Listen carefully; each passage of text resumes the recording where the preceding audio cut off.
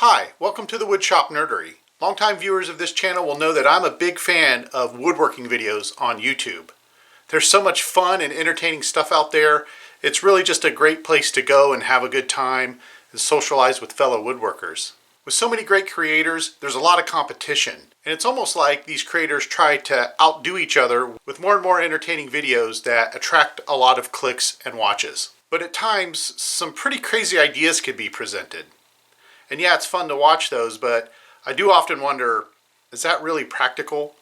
Is that something I can actually do in my garage as a hobbyist? And to be honest, as much as I enjoy it, I do sometimes feel overwhelmed with gimmicks. And I feel like I need to take a step back. And I found a great way to do that with this book, Woodworking, the Right Technique, subtitled 3 Practical Ways to Do Every Job and How to Choose the One That's Right for You. In this video, I'll review the book and talk about why I think its pragmatic approach is a cure for some of the overwhelming things we see on social media today. The book was written by Bob Moran and published by Rodale Press in 1996.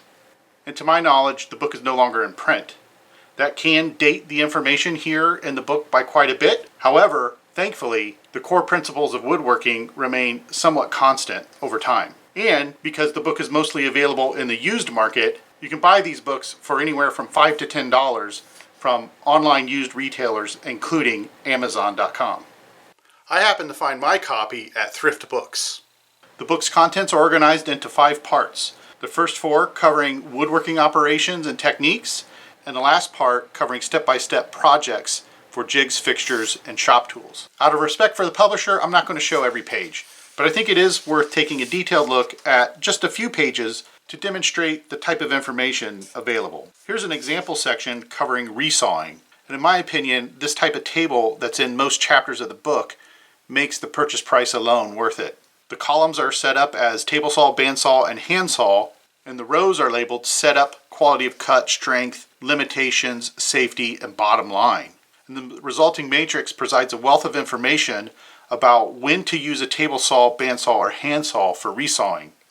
For example, regarding quality of cut, Mr. Moran grades the table saw as excellent, the bandsaw as good with a sharp blade, and the handsaw as acceptable with some caveats.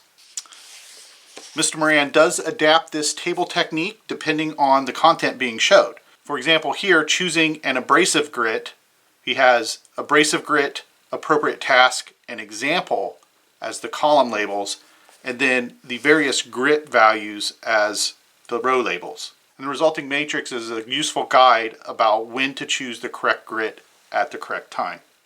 And I'll show one sample from the 5th part of the book, which is where you'll find the project plans to make the different jigs, tools, and fixtures. This section covers an adjustable stop block and fence.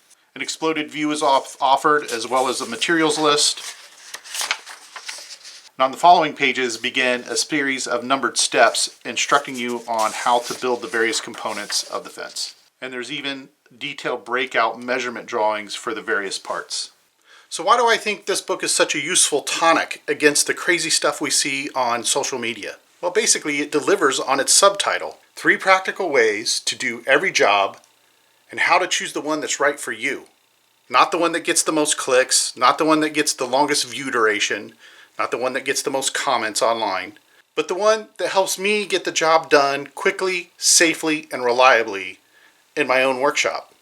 Others seem to like this book as well.